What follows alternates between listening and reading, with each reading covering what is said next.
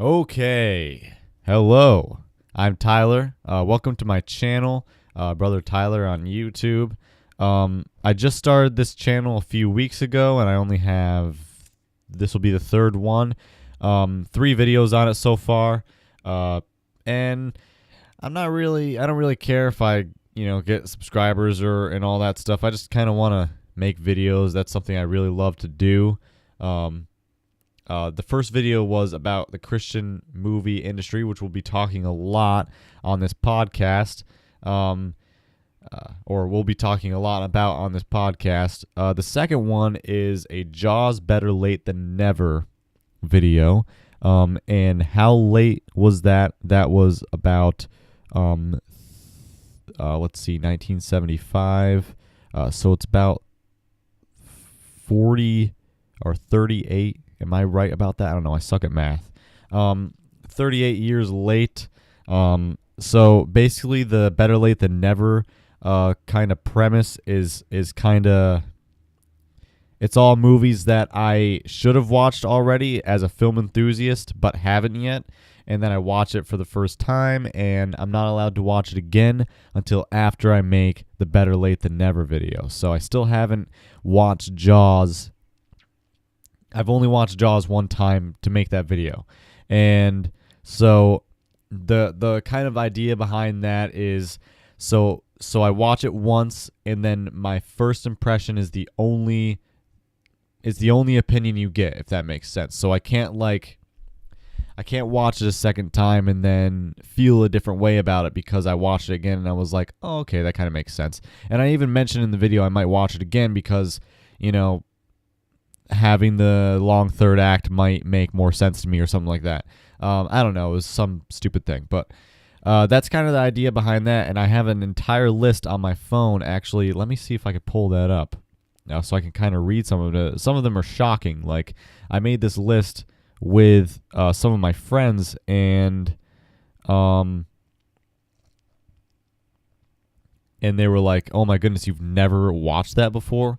So, and they were like suggesting things to me, which was cool. Let me read some of them. So the first one was Jaws. And then I'll let you see them. Actually, it's like backwards right now, so it's not like you can actually see them anyway. But the second one, Schindler's List, Manchester by the Sea. Manchester by the Sea came out in like 2015, 2016 or something like that. So that's not an old movie. So the thing is, these movies don't have to be like old. They just have to be movies that I should have seen already, but I haven't yet. And Manchester by the Sea is one of those movies. And I've had Manchester by the Sea on Blu-ray since Christmas. My mother got it for me, which was awesome. Thanks, Mom. But it's still in the package because I've been saving it to make a Better Late Than Never video about it. So I haven't seen Manchester by the Sea yet. Also, Citizen Kane, that shocked a lot of people. Imitation Game, Close Encounters of the Third Kind, Police Academy, Dead Poets Society, Field of Dreams, To Kill a Mockingbird, Moana or Moana. I hear it pronounced a bunch of different ways.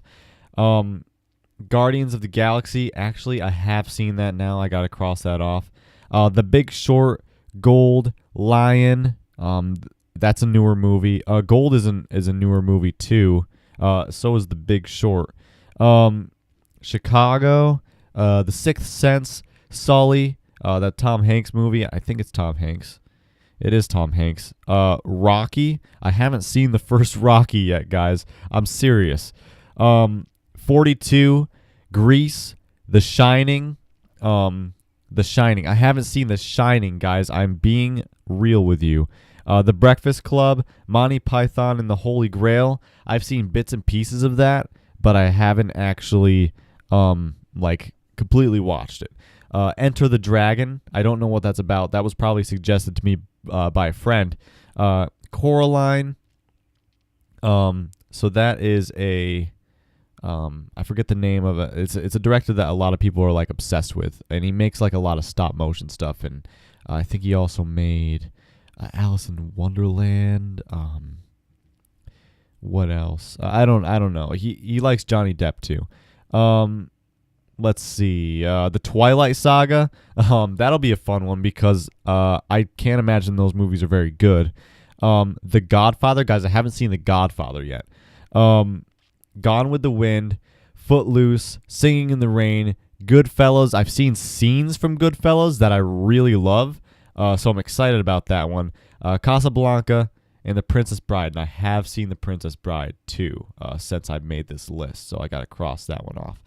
But as you can see, there are a ton of movies that I should have seen already that I haven't yet, and I think that's like 50 movies or something like that. So I'm set to go for this series for a long time, and these videos take a long time to make. The Jaws video literally took me months to make, and that's not like working on it for like months and months like straight. That's like starting it and then putting it down for a long time and then picking it up again. But the editing process, which was over the past week or two, that took a long time. That was actually kind of annoying. There was a lot of animating and pictures in that video. So yeah, I'm not really like pushing to make the next one I'll probably make is Schindler's List. But honestly, I kind of want to do the Twilight one. That sounds like a lot of fun. But I'm probably going to do Schindler's List next, and you probably won't see it for like another month or so.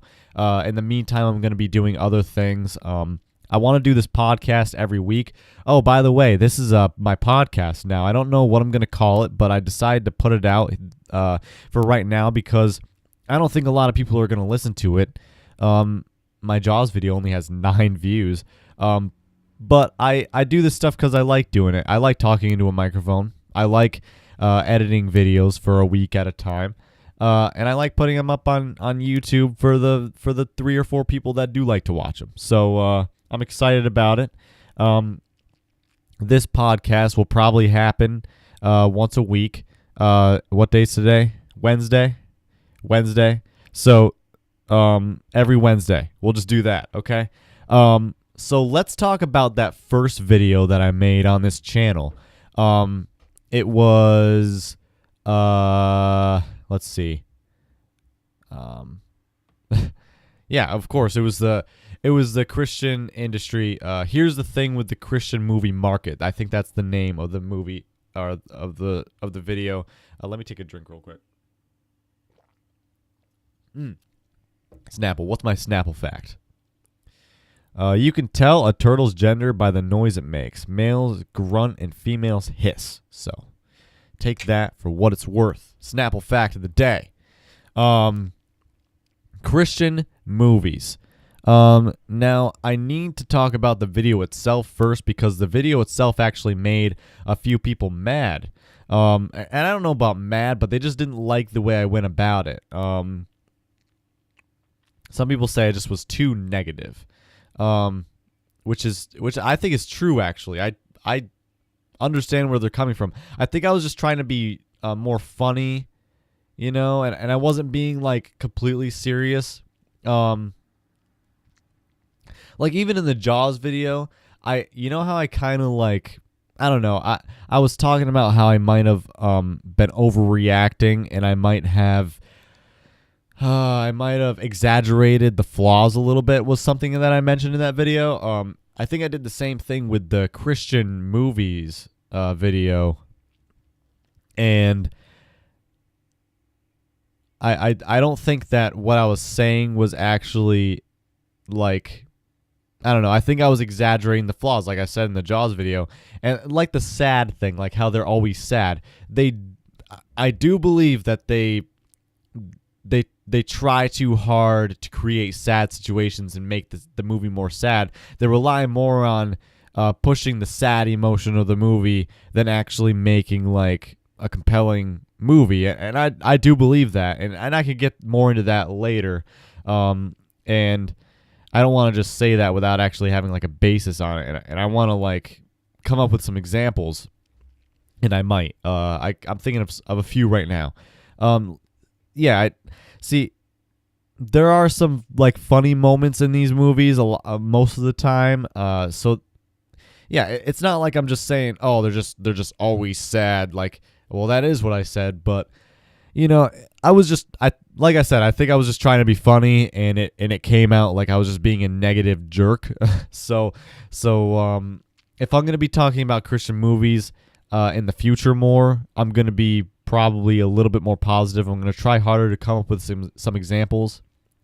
Another criticism I got on that video, which I want to address, is I didn't mention any Christian movies that I did like, or I didn't really mention things that I did like about the movies. And yeah, I do want to do better with that too. If I'm going to be talking about movies at all, I kind of want to I want to say the good things first, and then I want to actually delve into the the criticism of the movie. The problem is, and I'm not just being a jerk.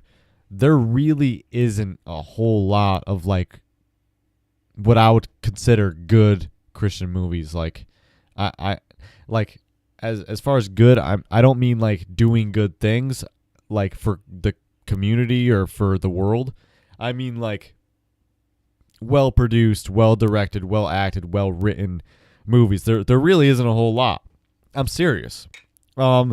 I did say that they're out there in some of the comments, and they asked me where, and I said I'd get back to them because I really didn't know. I had to think about it a little bit.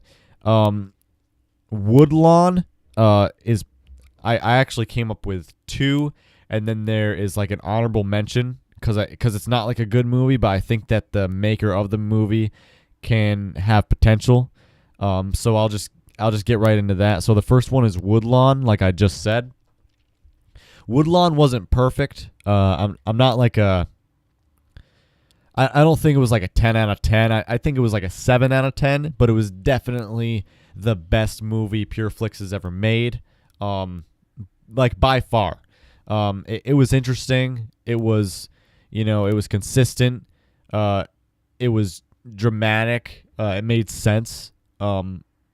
I liked it. I liked that movie a lot. The acting was pretty good. Probably the best Sean Astin in a PureFlix movie I've seen thus far. So like I said in the actual video I posted a week or two ago, they like to throw Sean Astin into roles, which is a problem in and of itself that I think it requires its own video, because I didn't really explain why that's a problem. And I don't want to get into it without actually like thinking about some things and kind of having more organized rant, because that wasn't an organized rant. That was just talking like about what there was no script to that at all. It's like how I'm talking to you right now. So yeah, I'd like to get more into that, like the whole throwing actors into roles and these big. They have this like there's like this big deal between Sean Astin and PureFlix that I'd like to read into, where like for a crazy amount of money and like 5 or 6 movies that he has to be in, like the contract says that. I don't even know how true that is, but I do want to look into that a little bit more, because that's damaging to the market, to the Christian movie market, because there's all these people with talent and everything that that would play these roles better, and now like before these movies are even written, Sean Astin is in them. So they're not coming up with compelling ideas for movies. They're coming up with ideas for movies that Sean Astin can be in. So that's kind of where the problem is, and I know that might be a little bit hard. It might be a little bit hard to understand why that is an issue based on how I'm talking right now. So just wait, and I think I'm gonna try to do a video on that in the future. And it's not just gonna be about Sean Astin and PureFlix. It's gonna be about everything like that. Even Adam Sandler in the secular movie world.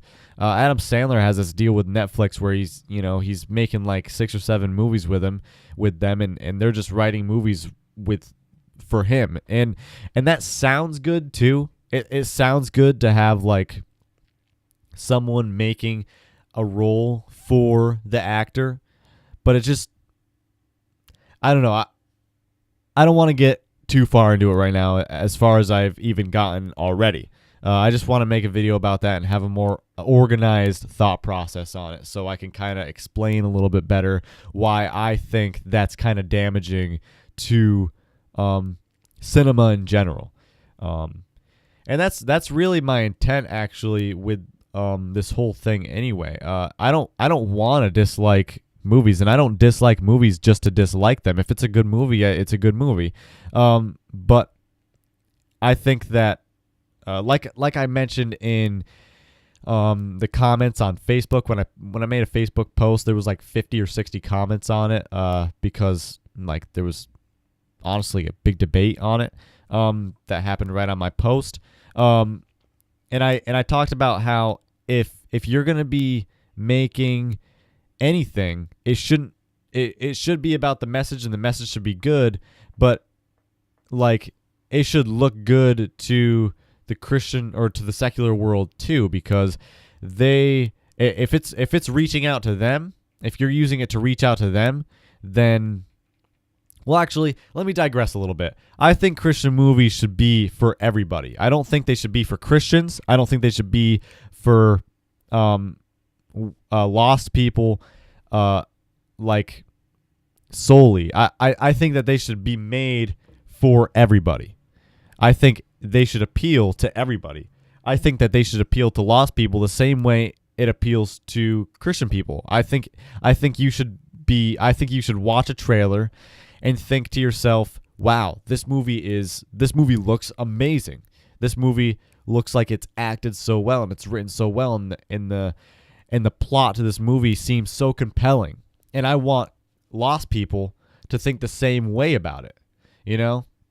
Because a big thing that like Christians or other Christians were mentioning to me was that they kind of watch it and they take it as a lesson or a message, like or you know, a message from a pastor or a sermon, like, you know, because obviously when Alex Kendrick and his brother, I don't really know his first name, the Kendrick brothers, when they make a movie, they're definitely putting the message first, and that's fine. And so people know that when they watch it, they're going to get like a good biblical message with it, and it's going to strengthen their faith in Christ, and I think that's great. But when a lost person sees that, they're obviously not looking at it the same way. They're looking at it because, you know, right now they're watching a movie and they want to be entertained. So I don't want there to have to be like a choice, you know. I want there to be a good message and for those good points to be put across, you know, faithfully and the way that they have been. But I also want the movie to be entertaining, and I want it to be well acted and well written, and I want the pacing to be consistent and you know, well paced, and you know, because people are smart, you know, people are smart enough to know, like, at least when they watch something like Shawshank Redemption, they're smart enough to think, you know, wow, this is really well done. This is good acting. This is, you know, that people know what a good movie is, you know, with a few exceptions. Like, let me mention my stepfather. My stepfather, I wouldn't consider him a film aficionado, but you know what? The guy is smart enough to watch a movie and think, this movie is really good, or this movie's really bad. And we've even talked about it before, you know. He doesn't care about, you know, filmmaking or cinema. He's not like a cinemaphile or, you know, a fan of cinema or film. He's just a casual movie enjoyer, like, you know, most of the world. But you know what? I know that he can watch a movie and look at it and think, this is good and this is bad, and I usually even agree with him. Like, he's the one that suggested Goodfellas to me, and he showed me a trailer and some scenes from it, and it does look pretty amazing. And let me hold on. Let me gather my thoughts a little bit. Um, so it's so it's like I know that when people watch these movies that are made by these Christians for Christians, because I'm not going to say that they're made for lost people, because they're not. They're not made to entertain lost people. They're made to appeal to a market, and that's Christian people. And I'll get to that in a moment. I know that when a lot of people watch these, they know that it's not written great and it's not acted great and it's not paced fantastically. And I guess pacing is a little bit harder for a lot of people to understand. Pacing is basically just like how a movie goes along its story, and how if there's anything unneeded in it or anything that disrupts the storyline, or even down to like a shot that doesn't make sense. And I'll get to that in a moment too. But people are smart enough. Let me just get back on track. People are smart enough to see a good movie and know it's a good movie, and see a bad movie and know it's a bad movie.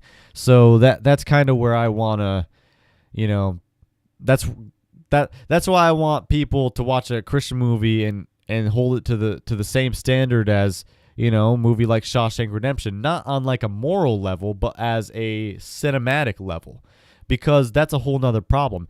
And let me get back to like the comments and opinions on the first video that I made. Some people actually told me things to the effect of I wish people would talk more about all the garbage and the swearing and the sex in these movies, more than like the cinematic thing. And they were talking about it like I should have been talking about how secular movies have all this garbage in it and all these sinful things.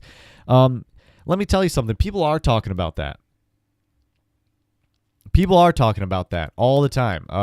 There are whole foundations made around making cinema more safer for kids and safer for families and less sinful and just healthier content. That's not my thing. I don't know how else to explain that. Like that's not really my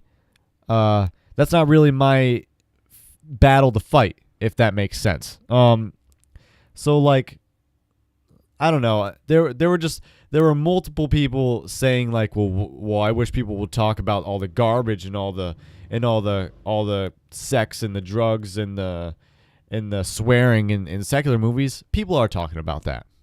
People are talking about that, and my channel has nothing to do with that. So I don't really know why that has anything to do with what I was saying. I'm talking merely from a cinematic standpoint, from a writing, acting, pacing standpoint. These movies aren't made to the best quality that they could be made. Especially when you factor in these companies make millions of dollars from these movies. It's a no-brainer to me. They have the resources to make these movies. And I don't want to just be negative about it anymore. I want to make it very clear to people why these movies are less than perfect. I want to point out the flaws in an intelligent way, so that you guys understand where I'm coming from when I'm talking about why God's Not Dead isn't written properly, or not properly, but isn't written well, and what doesn't make sense, the acting, and I don't think I really want to just sit in front of a camera anymore and just talk about how I don't like them. I want to show you like what can be done better, and I want to show you examples of good movies versus bad ones, and not even just talking about Christian movies, but movies in general, so you guys know that I'm not just like a jerk on the internet talking about how I don't like Christian movies. That wasn't really my intent, and I think it wasn't a bad thing that I put that video up, because I think it got the conversation going, it got my opinion out there. But going forward, I wanna make fair comparisons. I wanna be fair to these movies. So what does make these movies bad? Let's talk about that. It's not really like I mentioned earlier. It's not really about the technical aspect of it, like the camera work and the sound and the effects. They're all pretty good. They look good. They do the job. They aren't like groundbreaking, which is fine. Not every movie has to be, Birdman or The Revenant. Alejandro, you're a beast at working the camera. I'm talking about the director of those movies. Not every movie has to be. Trying to think of some other examples. Saving Private Ryan, which has exceptional cinematography. If the sound and the camera work is good enough, then it's good enough. And I've even watched these movies and I've thought, wow, that was a good shot. That does a lot for the scene. Great job. Great lighting, great color most of the time. The problem really that I've seen is the writing. The writing and the acting kind of working together too. Now, when I say bad acting, it's kind of hard to see bad acting versus bad writing. Sometimes it's one or the other, because bad writing will make the acting bad. So that's one thing to think about. Like how I talked about the actor or the actress behind the role of I think its name's Shane Harper, his character, his girlfriend, the actress who plays her. I was talking about how she was bad. She was bad in that movie. It might not have been her as an actress. It might have been the person who wrote her dialogue, and I don't know who it is. But it's kind of like in Star Wars, like the Star Wars prequels. A lot of people don't like those movies. I'm not going to get into that. But a big problem that a lot of people have is that George Lucas wrote those movies himself, and George Lucas, his forte is not writing dialogue at all. And there was great actors and actresses in that movie, in those movies, and they couldn't act the dialogue that was. They couldn't deliver the dialogue well because the dialogue was bad. It wasn't natural. It didn't flow. So that's one thing to mention when you're talking about like bad acting versus bad writing, is that they complement each other. A good actor should be able to take any amount of any kind of dialogue at any level and make it convincing as best as they can. But a good writer should make good dialogue that's natural and flows well, so that the actor can actually look at it and deliver the lines in a natural and in a way that flows. So I don't believe a lot of people think about that a lot, and in some of the scenes where her bad acting kind of stands out a little bit more, to me the bad dialogue stands out too, because it's just it's very robotic dialogue. And the scene where she kind of breaks up with Shane Harper, I hope that's his name because I keep saying it. That's where it kind of stands out to me. And when really any scene that she's in, honestly, she's easily the worst role in that movie, whether it's just the acting or the writing. But you know what? There were some good roles in that too. Let me do some thinking. Like the professor there. I don't think Shane. A lot of people like how the kid Shane Harper was played. I think he was kind of a little bland. Not much good about it. Not much bad about it. So not a lot to talk about. But the professor, he was pretty good, and there was a lot of layers to his performance.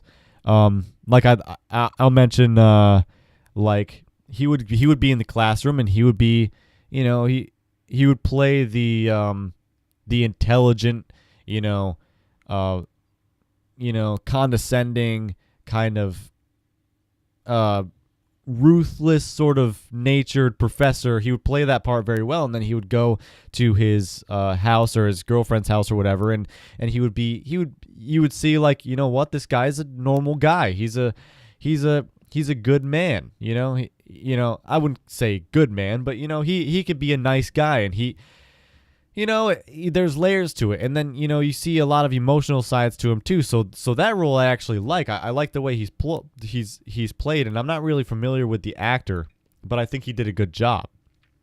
Who else? The Indian kid there. Was she Indian? I don't know. The Indian girl. Her father is kind of like, they have their own religion, so like he gets mad at her. He even like turns out to be like abusive towards her. I don't know. It's been a while since I've seen the movie. She did a great job.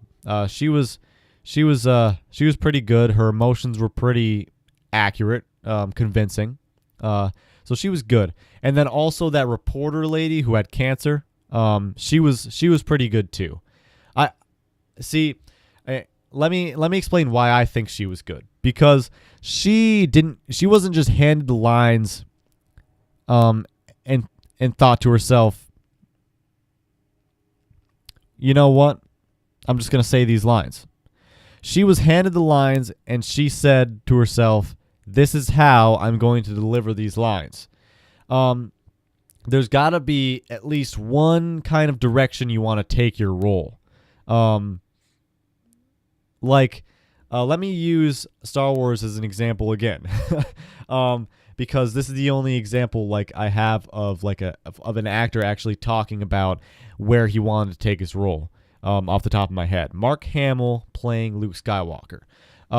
When he went to the audition, he got the lines, and he decided that the overall character of Luke Skywalker, the way he was going to say his words and speak, was going to be sincere. That was the only word Mark Hamill had for it. He said, I'm going to play Luke Skywalker sincere. And he was. And if you look at Luke Skywalker as a character, he's very sincere in the way he talks. He's very, he's expressive, and you could see, the naive, or you can hear the naive, adventurous, kind-hearted, big-hearted kind of character that he is, and that's due to Mark Hamill playing him in that way. And I could see this actress got her lines and thought to herself, this is an emotional character. I'm going to play her emotionally. And I don't think that she is some great actress and is playing this character just perfectly. I just love that I saw some sort of direction in her role, and I could tell that she's acted before. She's definitely pretty good, and with some better writing and with some better lines to deliver, I think that she could be. I haven't really seen her in a lot of other roles, but she could be really good. Let's see. I should probably watch the movie itself, like soon, so I can like actually gather some opinions on the writing. But there's some inconsistencies with the writing, and I won't get into that right now because I don't want to I don't want to sound like an idiot trying to think of them all and stuff. And like I said to some other people, I do want to do a video on some of these movies so I can actually break them down, tell you what I like about them, what I don't like about them. Because it's not like I totally hate them. It's not like I hate God's Not Dead. I just think that it's way overhyped. It's way overrated in my opinion. I know that term is overused. I'm aware of that.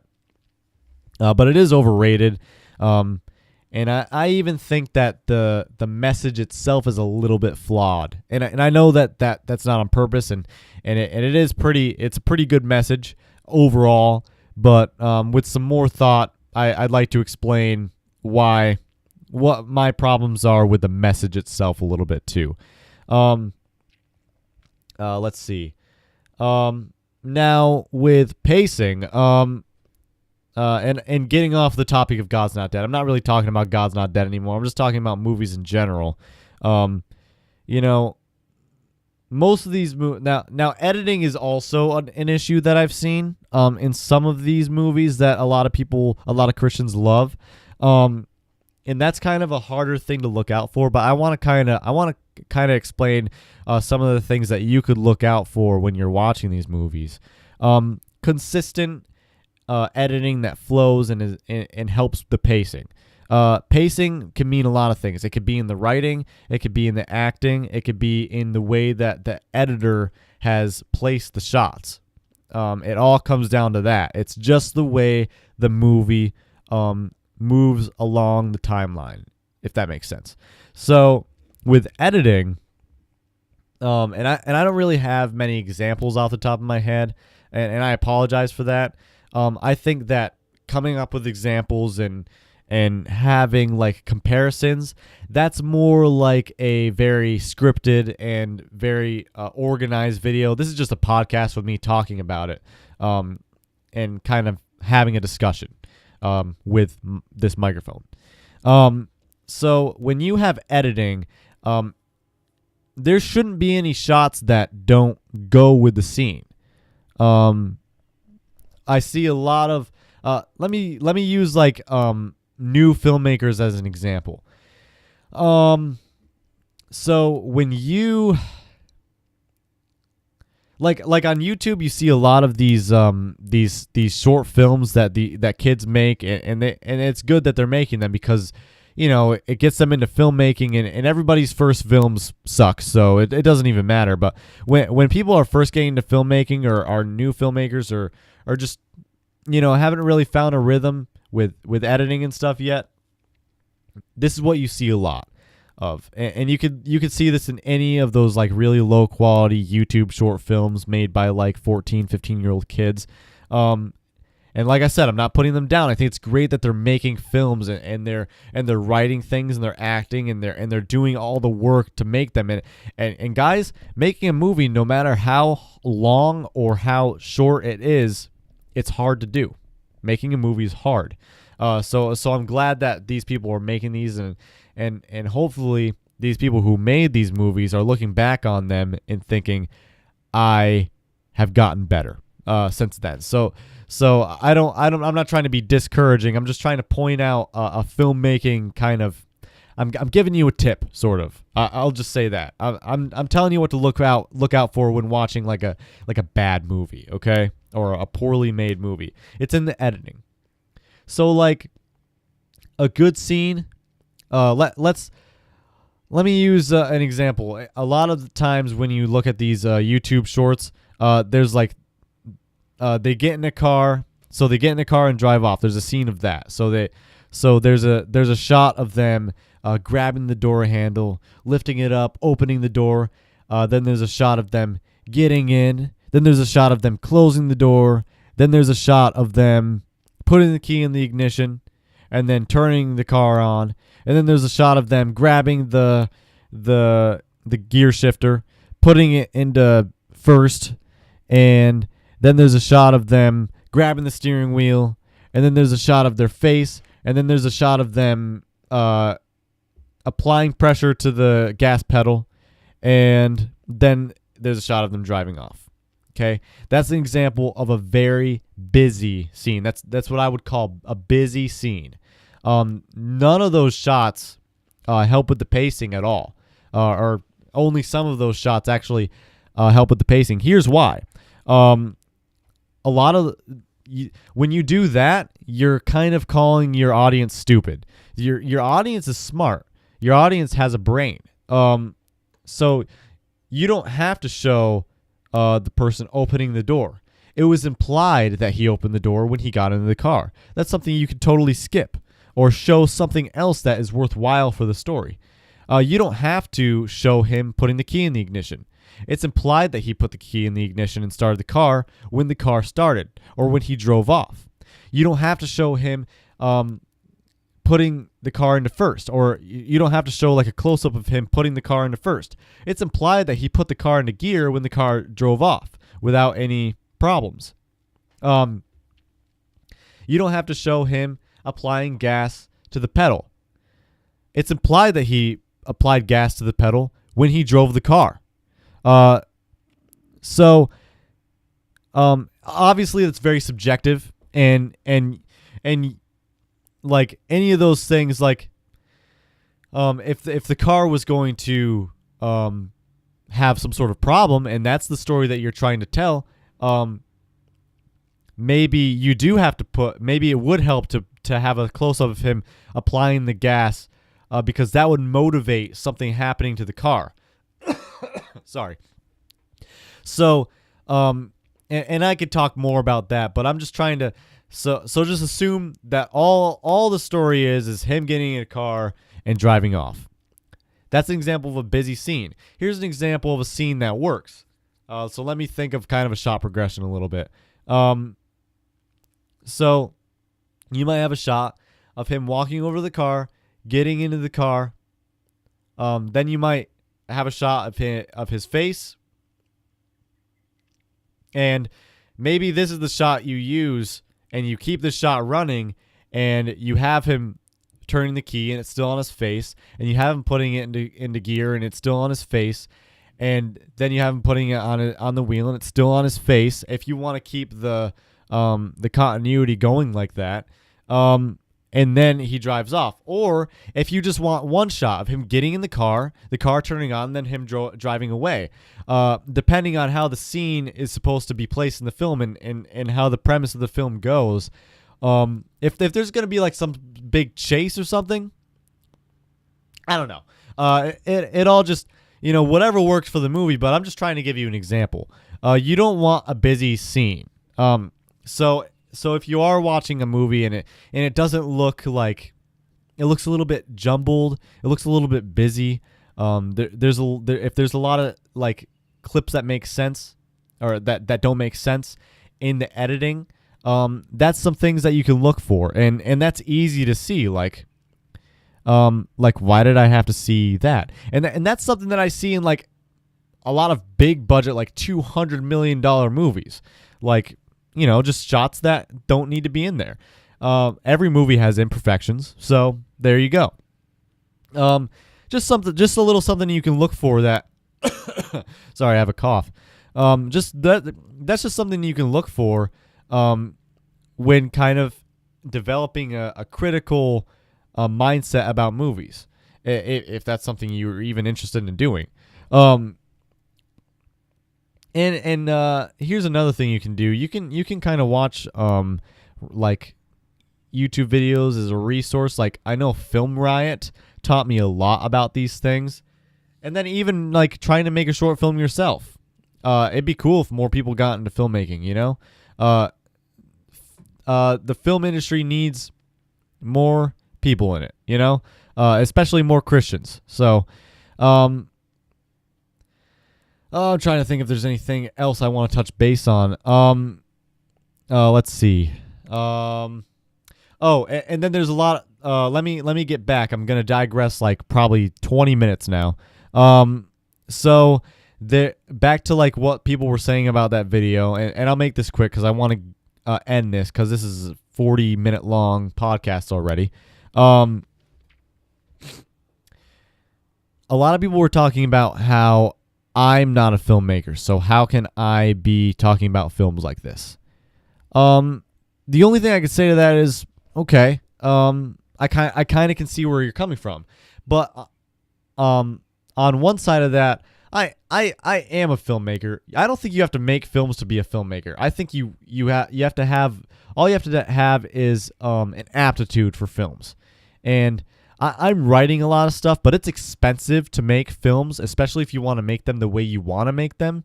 And it's just the point of my life right now. At 21 years old, I'm trying to establish myself. I'm trying to, you know, pay for my car. I'm trying to move out of my house at some point, or out of my parents' house at some point. Maybe even one day getting married. I'm 21 years old, so like, I don't know. I want to be smart. I do want to make films, and there's there's like 3 or 4 short films I'd love to get made. So I do consider myself a filmmaker, just not an active one at the moment.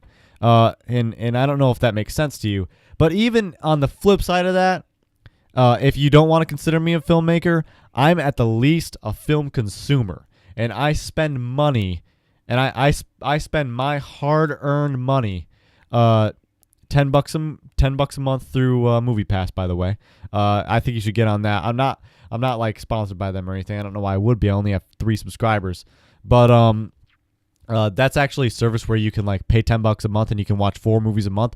It's awesome, guys. You should. That's not 4 movies a month. But you guys should get on that. That's if you watch if all you have to do is watch 1 movie a month, and it's worth it. So if you watch like 2-3 movies a month, you should get MoviePass. Anyway, that was a rabbit trail.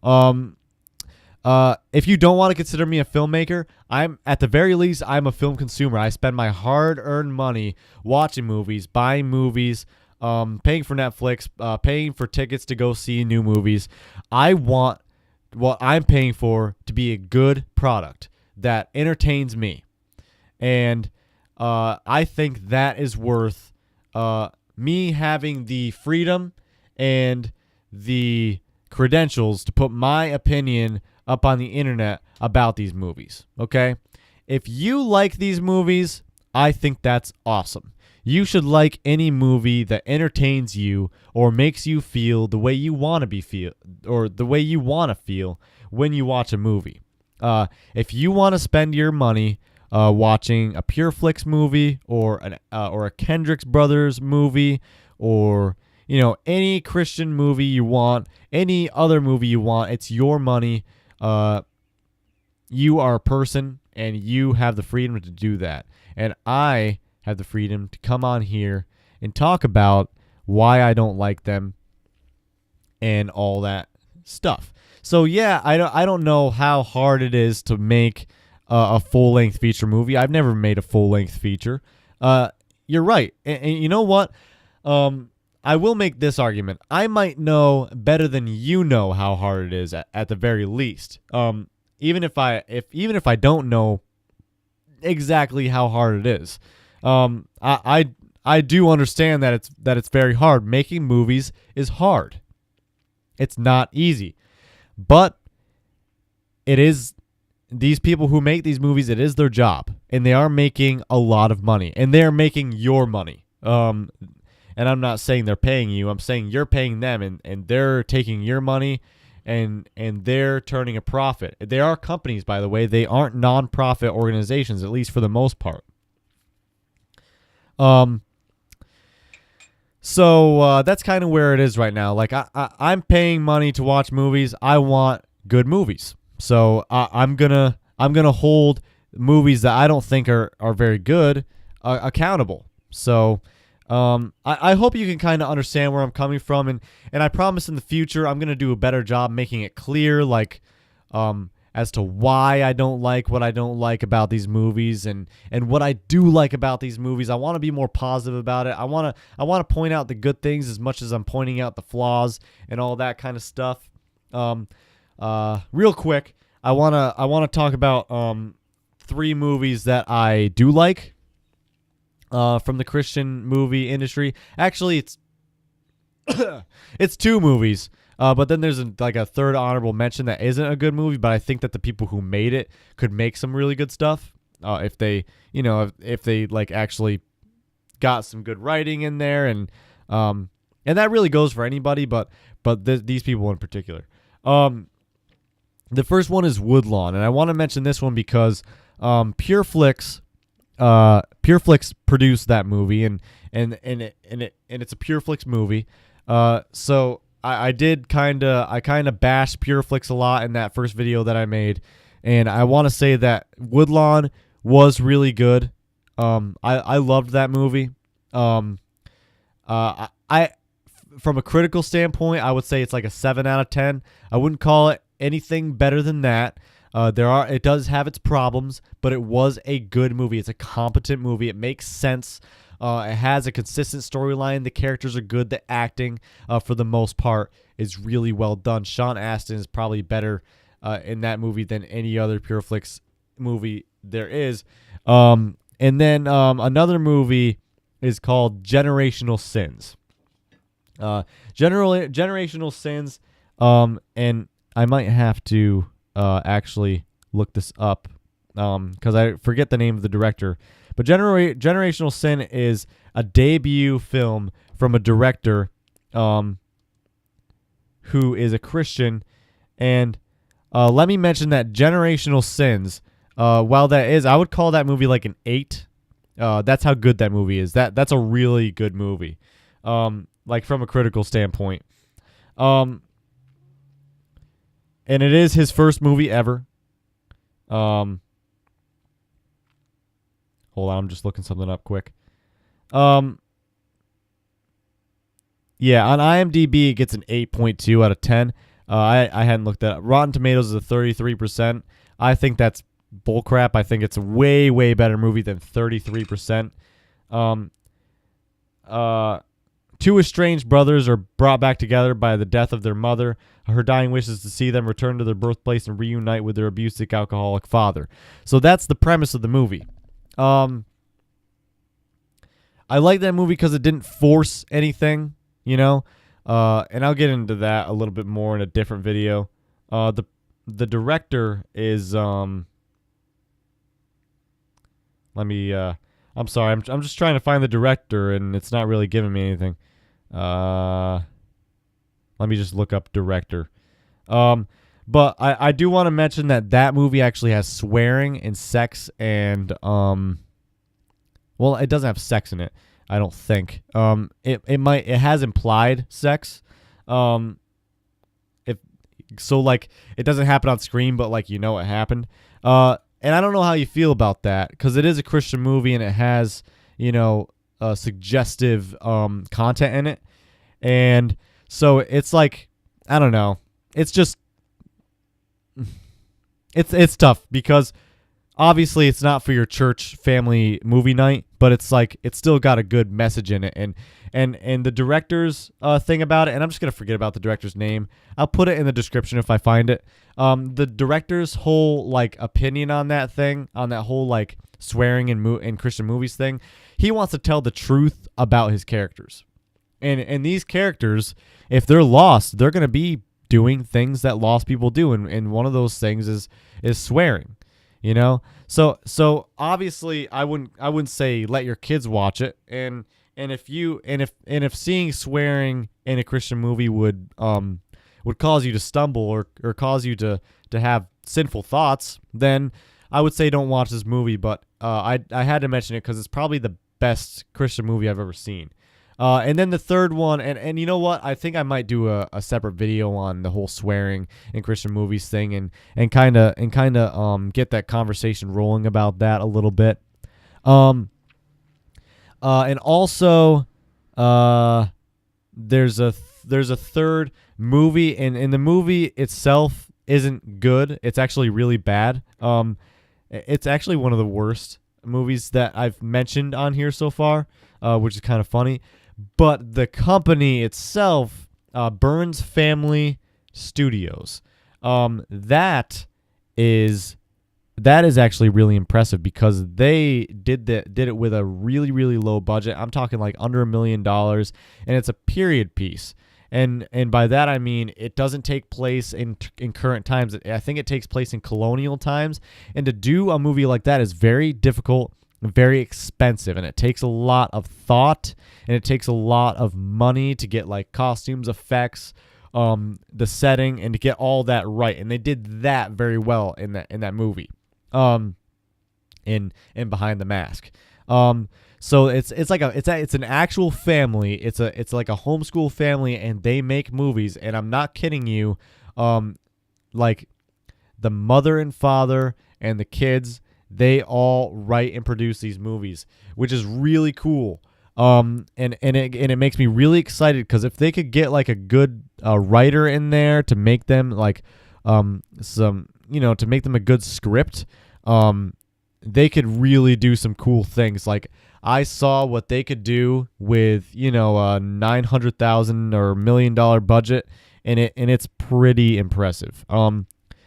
If Peter Jackson can't do that with less than $200 million, then these people must be pretty serious filmmakers. And if they could get some good story writers in there, they could do some really cool stuff.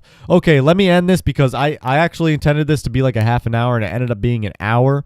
So thank you for listening all the way through. If that's what you did, keep this conversation going because I really like talking about this. And excuse me.